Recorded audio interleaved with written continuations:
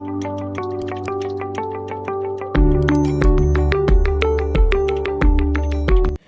yang dianjurkan itu adalah sebelum balik gitu ya. Jadi umur berapa deh, pokoknya sebelum balik gitu.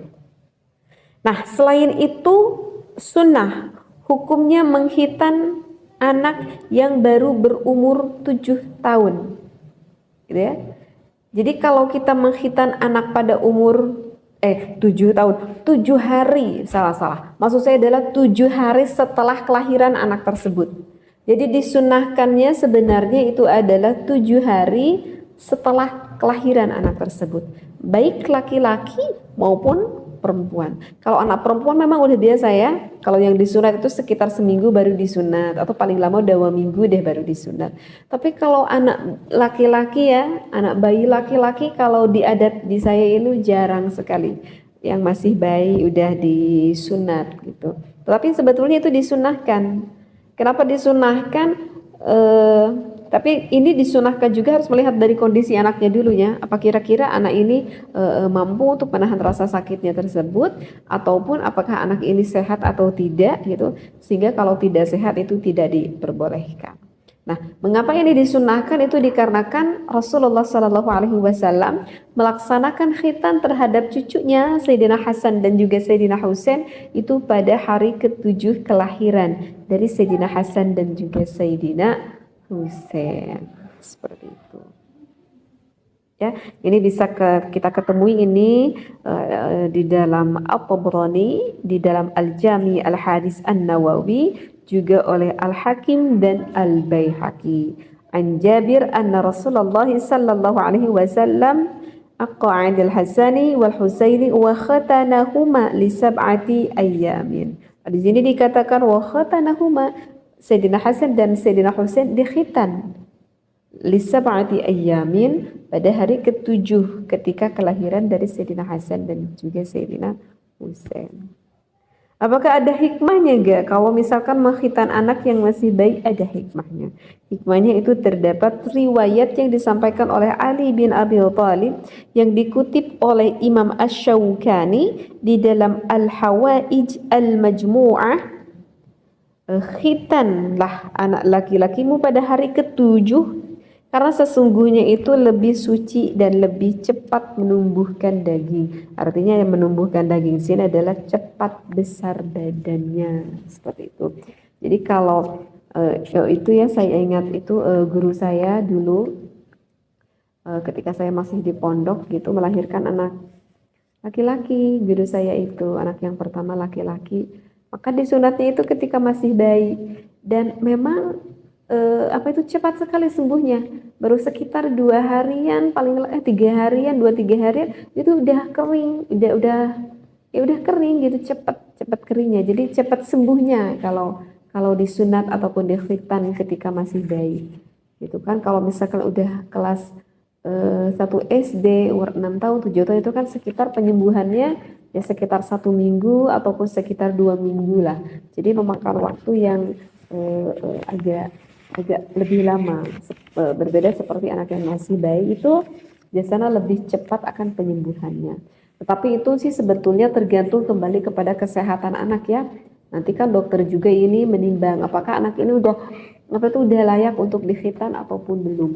Karena bagi sebagian anak laki-laki ketika udah mau dikhitan, ketika diperiksa oleh dokter, aduh Bu, dikhitannya nanti tahun depan aja ya gitu. Kenapa? Ini biasanya yang ditemui oleh anak yang obesitas. Jadi anaknya masih kecil, 6 tahun, 5 tahun udah obesitas nih badannya. Biasanya itu dokter tidak menganjurkan untuk dikhitan gitu. Kenapa? Karena dari bayi sampai umur SD-an, TK-an itu obesitas terus, biasanya, tapi nggak semuanya mungkin ya. Biasanya itu adalah maaf milik anak tersebut itu biasanya kecil gitu bentuknya, sehingga belum layak gitu kalau untuk disunat ataupun untuk dikhitan gitu.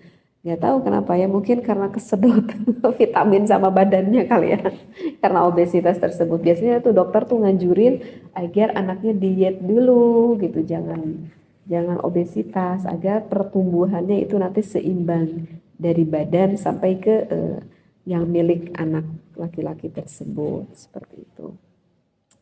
Ya gitu deh, paham ya? Itu untuk waktunya, kapan boleh dikhitan anak kita. Nah sekarang yang ingin saya sampaikan itu adalah hikmahnya apa sih kalau dikhitan, ataupun manfaatnya lah, manfaatnya dikhitan itu tentu selain dari ibadah ya, setiap ibadah itu tentu akan mendatangkan kemaslahatan. Ini yang saya sampaikan selain dari ibadah itu sudah tentunya khitan, salah satu manfaatnya itu adalah khitan bagi anak laki-laki itu akan bermanfaat menjaga dari najis. Ya, jadi kalau untuk anak laki-laki itu bermanfaat sekali menjaga dari najis. Karena kan milik laki-laki itu yang belum disunat ataupun yang belum dikhitan, maka kulufnya gitu ya, ataupun pucuk yang milik laki-lakinya itu, kalau misalkan pipis gitu ya, kalau misalkan pipis itu biasanya itu nyangkrung gitu. Nyangkrung tuh apa ya? Ya jadi si air kencingnya tuh nyangkrung di bikulufnya. Jadi apa ya? Ya jadi nempel gitulah. Maksudnya air kencingnya itu enggak tuntas keluar keluar semuanya. Jadi nyangkrung gitu di itunya di apa itu di kulufnya itu.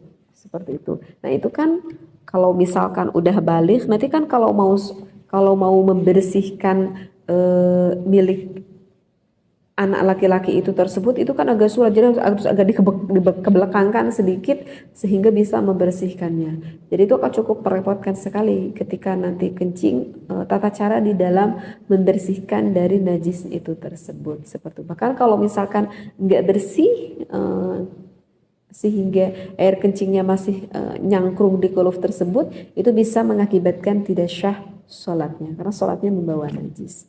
Seperti itu. Kemudian manfaat yang kedua, kalau melakukan khitan bagi anak laki-laki itu akan dapat memperlancar kencingnya, pipisnya itu. Sekarang kan kita suka temui ya, mendengar ada anak-anak itu yang, aduh kenapa ini dok, anak saya itu kalau misalkan pipis itu suka seperti kesakitan. Biasanya dokter suka nganjurin apa coba? Udah deh bu, kalau pipisnya sering kesakitan, udah dikhitan aja. Suka gitu ya denger solusinya ya. Karena memang salah satu manfaat dari khitan itu adalah memperlancar ketika anak tersebut mau pipis. Seperti itu. Nah, dan hikmah ataupun manfaat yang ketiga itu adalah, gak tahu nih, untuk yang ketiga ini para pendengar pernah gak dengar? Para jamaah pernah gak dengar? Jadi manfaat kita melakukan khitan ini bagi laki-laki dan perempuan ya, bukan bagi laki-laki saja, bagi laki-laki dan juga perempuan itu dapat, kalau kita melakukan sunat ataupun khitan itu dapat menstabilkan apa? Menstabilkan nafsu syahwat baik dari laki-laki ataupun dari perempuan tersebut. Ya. Jadi sekali lagi kalau kita melakukan khitan itu akan menstabilkan syahwat yang ada pada dirinya itu. Jadi khitan itu menjadi penyeimbang antara syahwat seperti binatang ataupun yang tidak mempunyai syahwat sama sekali. Jadi penyeimbangnya seperti itu ya. Jadi disinyalir kalau orang yang tidak melakukan khitan itu biasanya kalau misalkan laki-laki ataupun perempuan yang gak dikhitan ini menurut ulama itu efeknya itu akan merasa nggak puas kalau misalkan melakukan berhubungan. Jadi syahwatnya itu akan sangat tinggi dan biasanya tidak akan merasa puas, oleh karena itu pengen lagi seperti itu. Jadi untuk menekan, menyeimbangkan rasa syahwat itu, maka kata ulama lakukanlah sunat ataupun khitan. Salah satu hikmahnya adalah seperti itu. Itu kalau bagi laki-laki kan udah biasa ya, di kita itu di sunat, di khitan. Bahkan selain dari agama kita pun sekarang dokter menganjurkan bagi laki-laki untuk dikhitan. Nah, tetapi saya itu sering mendengar yang dikatakan oleh dokter, kalau zaman sekarang untuk anak perempuan lebih baik jangan dikhitan, gitu ya. Dokter itu sering mengatakan seperti itu. Untuk anak perempuan lebih baik jangan dikhitan. Kenapa, Dok? Lebih baik jangan dikhitan karena memang secara penelitian itu ada, tetapi bukan di Indonesia, ini ada di negara luar, ada di beberapa daerah yang mana menghitani anak perempuannya itu, yang menghitannya itu agak cukup ekstrim. Jadi banyak bagian yang dibuangnya. Nah, sehingga ketika anak-anak perempuan itu sudah dewasa, kemudian melakukan menikah, biasa punya anak, tetapi sayangnya anak-anak perempuan tersebut tidak bisa merasakan kenikmatan ketika bersama suaminya. Kenapa? Karena memang di khitannya itu memang agak banyak yang terbuangnya, agak cukup ekstrim mungkin seperti itu. Nah, sehingga dokter itu menganjurkan lebih baik sekarang untuk anak perempuan nggak perlu dikhitan aja, kata dokter berkata seperti itu. Itu kalau kata dokter, itu kalau kata dokter. Kalau kata ulama, tadi udah saya sampaikan, ada sebagian ulama bagi perempuan menghukumi wajib bahkan. Dan ada sebagian ulama yang menghukumi sunnah ya bagi perempuan. Nah, nggak mungkin dong setiap yang diwajibkan, yang disunnahkan itu mendatangkan kemadaratan. Nggak mungkin. Tentu setiap apa yang diwajibkan ataupun apa yang disunahkan tentu akan mendapatkan kemanfaatan. Nah, kemanfaatannya adalah apa? Yaitu kata ulama, kalau disunat ataupun dikhitan akan menjadi sebagai penyeimbang terhadap syahwat yang sedang ia miliki bagi orang tersebut. Nah, lantas bagaimana apa yang dikatakan oleh dokter tersebut itu adalah, jadi kata ulama, kalau mensunat mengkhitan anak perempuan jangan terlalu ekstrim, jangan terlalu banyak yang dibuangnya. Karena kalau terlalu banyak nanti kasihan, memang wanita tersebut kalau nanti udah menikah dikhawatirkan tidak bisa merasakan kenikmatan lah istilahnya seperti itu ketika dengan suaminya. Ya. Dan saya juga punya anak 2 perempuan, dan waktu itu disunat ataupun dikhitannya kalau orang dulu bilangnya apa ya, paraji lah, kayak sama paraji gitu. Memang kalau saya lihat pada waktu itu hampir nggak terlihat, oleh tangan itu hampir nggak terlihat saking kecilnya. Dan ibu paraji itu bilang kepada saya, Neng, kalau pengen lihat bawa pisin diisi air, kemudian ditempelkan sama ibu tersebut baru terlihat di air. Ya, sangat kecil sekali, warnanya itu adalah putih, hampir enggak kelihatan, kecil lah, titik kecil lah berwarna putih. Oh, itu kalau di perempuan, kata saya. Dan anak bayinya pun enggak nangis gimana gitu, cuman nangis, ya udah, cuman gitu aja, seperti itu ya. Jadi paham ya, seperti itu. Jadi penstabil akan syahwat kita. Nah, untuk yang terakhir yang saya ketahui di dalam hikmahnya ataupun manfaat melakukan khitan itu adalah, bagi laki-laki khitan itu dapat memelihara diri dari penyakit, dikarenakan yang milik laki-lakinya itu kalau tidak dikhitan bisa saja mendatangkan kelamin. Kalau setelah pipis tidak bisa membersihkannya secara betul-betul, itu bisa saja mendatangkan penyakit. Karena apa? Itu ya dikarenakan bakteri-bakteri yang mengumpul di kuluf laki-laki tersebut. Bisa saja terkena penyakit sifilis, bahkan bisa sampai parahnya ke kencing nanah, bisa saja. Bahkan yang lebih parahnya lagi, ini bisa mengakibatkan kanker pucuk milik laki-lakinya itu. Ya, itu kenapa? Ya itu karena yang tadi saya sampaikan, ditimbulkan karena bakteri yang nyangkrung ya gitu di nakuluf itu, yang enggak terlalu membersihkan itu bisa mengakibatkan penyakit. Seperti itu ya. Jadi dan bakteri itu bisa saja pindah ke saluran kencing, bisa sampai menuju ke kandung kemih bagi laki-laki tersebut ya. Bahkan dari jalan itu bisa saja laki-laki tersebut mempunyai penyakit prostat nantinya. Ya. Nah, bahkan kalau banyak bakteri yang tersimpan di kuluf laki-laki tersebut, lama-lama kalau nggak ngebersihinnya betul, itu bisa mengakibatkan kemandulan.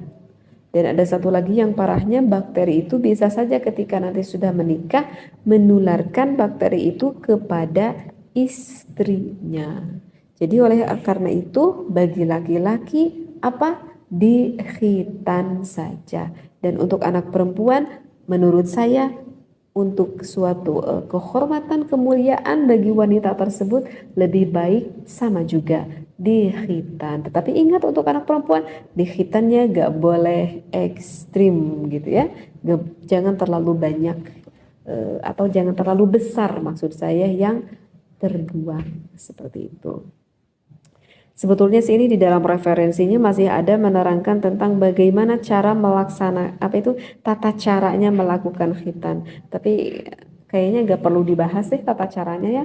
Karena kalau untuk tata caranya ya kita ya langsung pergi aja gitu ke dokter ya untuk menghitan anak kita. Jadi nggak perlu dibahas ya bagaimana tata caranya. Nah ini sudah saya jawab ya. Siapa yang bertanya nih sekarang lihat gak pembahasan saya kali ini. Mudah-mudahan bagi yang belum paham di luar sana apa yang sudah saya bahas bisa menambahkan ilmu bagi kita dan tentunya mendapatkan ibadah kemanfaatan yang kita terima. Wallahu a'lam wabillahi taufiq wal hidayah. Wassalamualaikum warahmatullahi wabarakatuh.